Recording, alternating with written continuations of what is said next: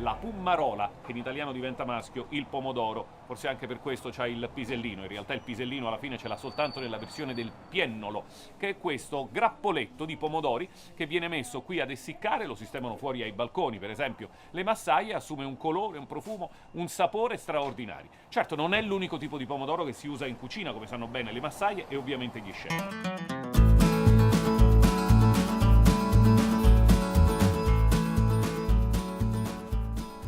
Lo so, sembra di essere in Sud America, in una fazenda, tra Messico, Brasile, Colombia, in mezzo a cavalli bellissimi, balle di fieno, selle di cuoio, laso e redini.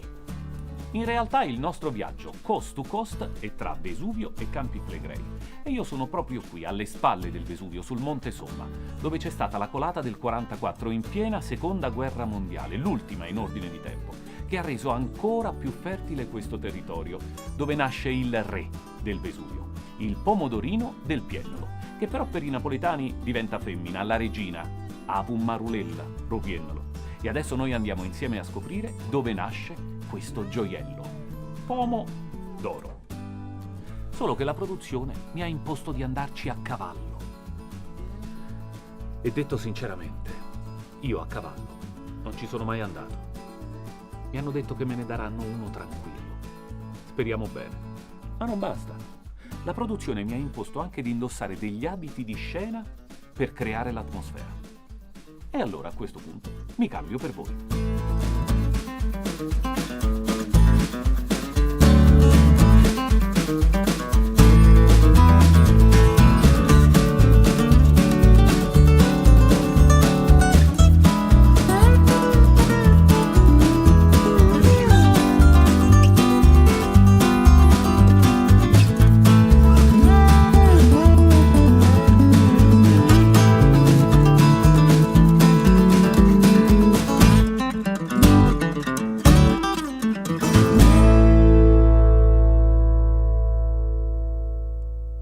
Il nostro viaggio continua, coast to coast.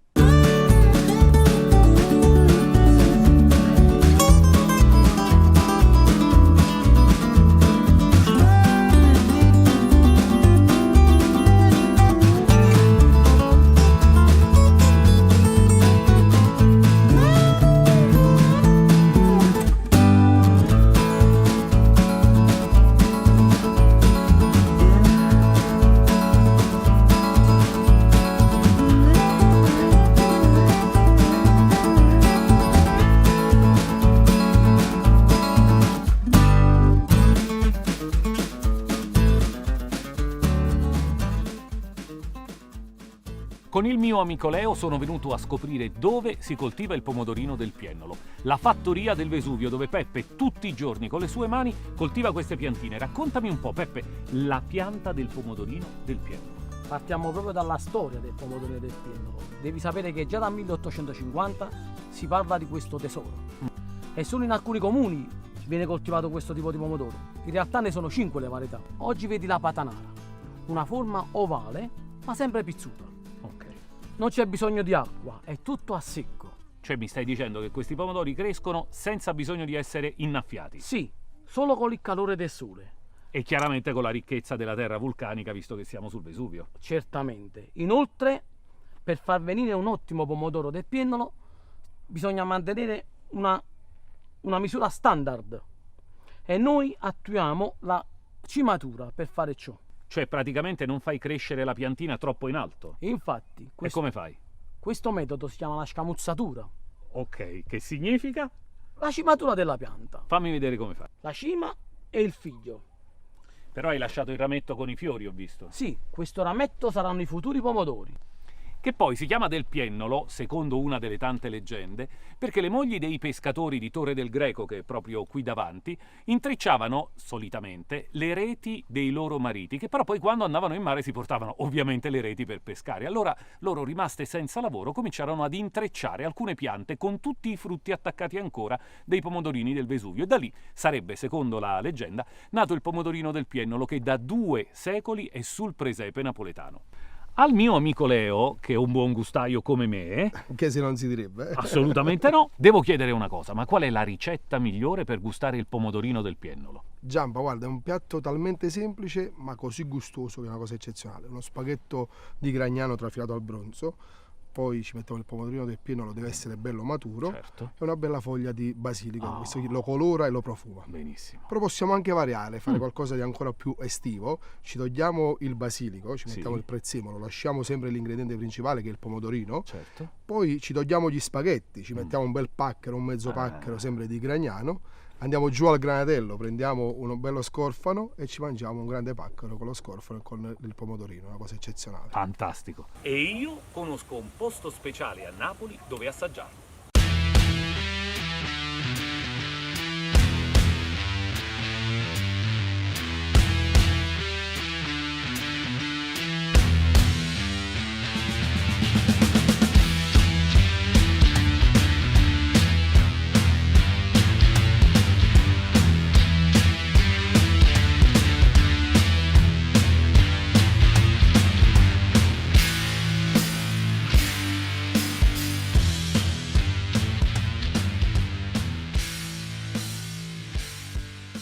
Il centro storico di Napoli è ricchissimo di luoghi straordinari da scoprire e da vedere di persona. Qui c'è il Real Orto Botanico, un progetto voluto dai Borbone e realizzato poi da Bonaparte. Ma più in là c'è anche Piazza Carlo III, piazza bellissima con l'Albergo dei Poveri, una struttura incredibile. Ma il motivo per il quale sono qui a Via Foria è andare a trovare il mio amico Carletto, vale a dire la cucina di Mammà.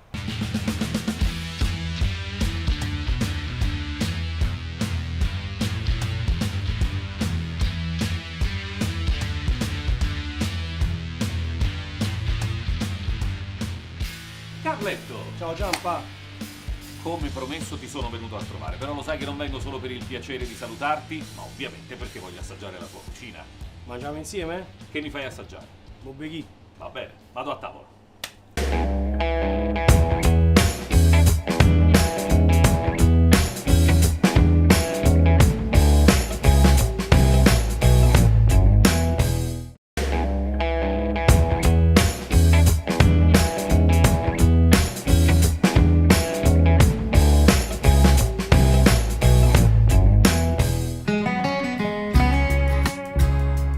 Oh, Eccomi.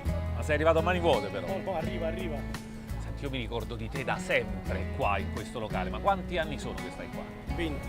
Con grande soddisfazione, Bellissimo. tua e delle persone che chiaramente vengono a mangiare. Ecco. Promessa mantenuta, è arrivato, ma è bellissimo. Tu compri sempre il pesce al porto, Sempre. in due Sempre porti su- mi dicevi, no? Sì. Granatello e Pozzuoli. Che hanno due tipi di pesce diverso.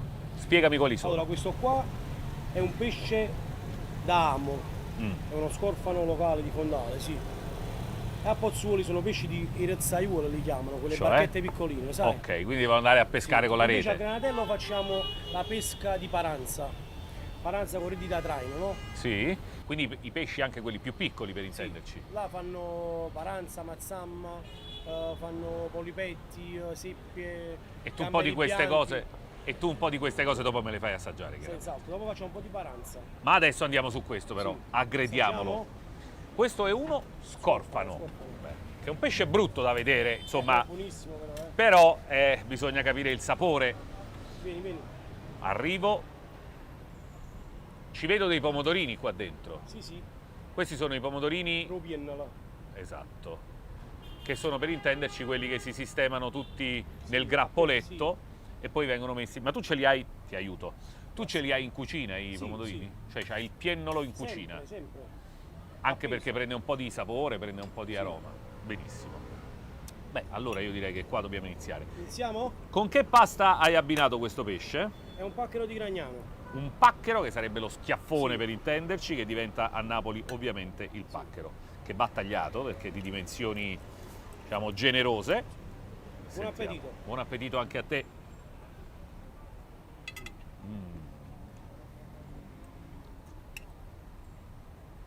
E come al solito l'abbinamento tra questi pomodorini e il pesce è straordinario.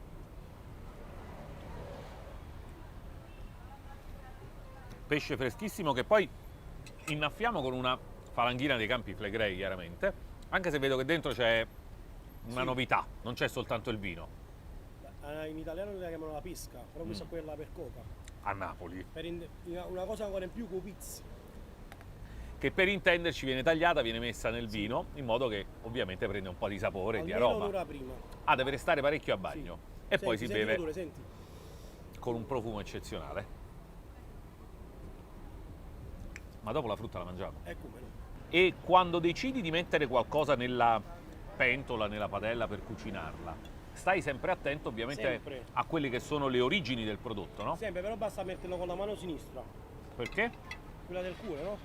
Cioè ci hai messo anche un po' di basilico, che è una nota particolare tua. Buonissimo. Basilico tuo? Nominato, sì. Non comprato. No, mio. Buonissimo. Senti Carlo, però lo sai, io sono goloso, voglio assaggiare un po' di quel filetto. Dammi forchetta e coltello. Mamma mia. Fantastico. E a mamma, te.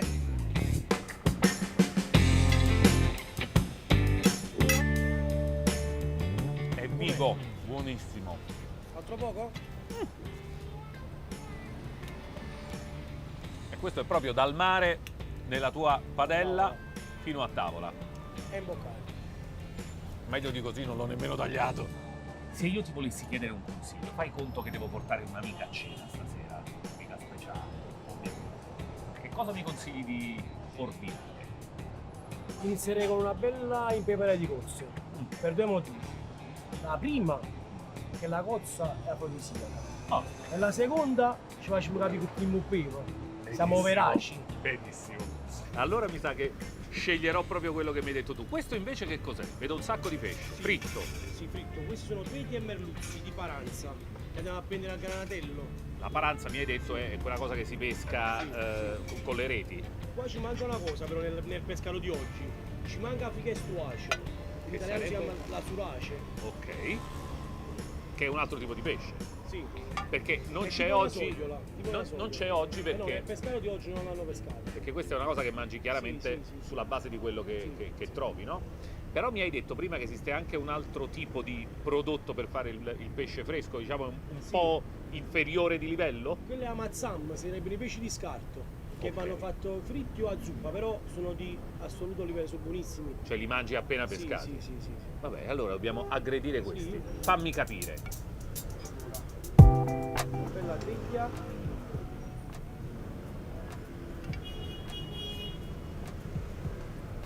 E il merluzzetto. Bel merluzzo. E il limone, chiaramente. Il limone te lo premo io. Ah, benissimo. Servito e riverito oggi proprio. Questo lo vai a scegliere tu in prima persona direttamente. Sì, diciamo di sì, solo che il problema è questo, che noi quando faccio la paranza, io mi prendo tutta la pesca, non è che vado a scegliere il pesce, capito? Quello che è la pesca, quello mi prendo tutta la barca, diciamo, dai. Tutta la barca. Sì. E questo ti garantisce di dare ai tuoi clienti chiaramente sempre un prodotto assolutamente freschissimo. Perfetto. Carlo, grazie per questo viaggio incredibile che mi hai fatto fare. Siamo partiti da Gragnano con la pasta, siamo saliti sul Vesuvio con i pomodorini del Piennolo e poi siamo scesi verso il mare. Prima a Pozzuoli con lo scorfano, poi siamo andati al Granatello con la paranza, frittura straordinaria, e poi abbiamo concluso con una falanghina dei Campi Flegrei, veramente eccezionale. Grazie a te per questo viaggio, il nostro continua.